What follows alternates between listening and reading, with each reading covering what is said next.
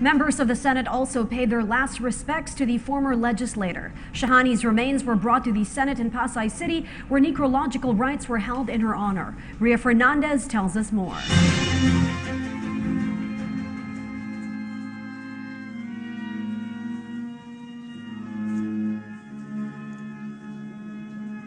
The remains of former Senator Leticia Ramos Shahani arrived at the Senate at past 2 in the afternoon Thursday for a necrological service.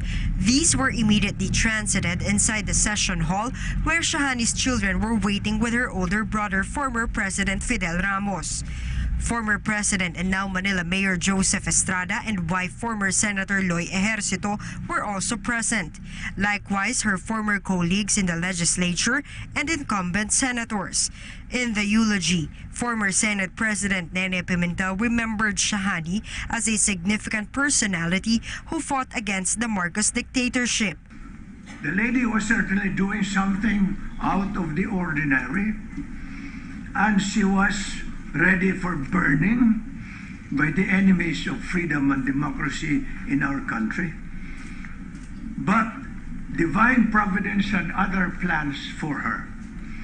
For she was helping publicly the move to oust Marcos, who had been ruling the country as his fiefdom for the last 14 years. And she was no stranger to Mr. Marcos. He was actually a second-degree cousin of the president. For former Senator Rene Sagisag, Shahani, who they fondly call as Manang Leti, was a mentor. They were a fine bunch who told me that in public service, like what Senator Tañada would used to tell us, we have to go through indignities in the service of the people. So my opinions should not be affected by unfair criticism. Dahil lang naging bansag sa akin po noon, ako si Senator Balat Sibuyas.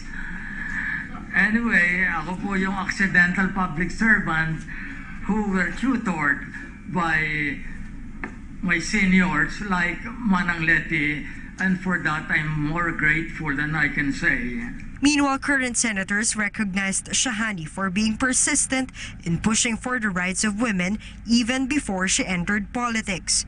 Perhaps it was not a coincidence that former Senate President pro tempore Leticia Ramos Shahani passed away on Women's Month. Perhaps even until her death, she wanted to make a statement on women empowerment. Manang Leti was, after all, a true embodiment of the empowered Filipina. Shahani family expressed gratitude to those who condoled for the passing of their matriarch. On behalf of my brothers Ranjit and Chanda, I would like to express my deepest appreciation for the tributes we heard about my mother today.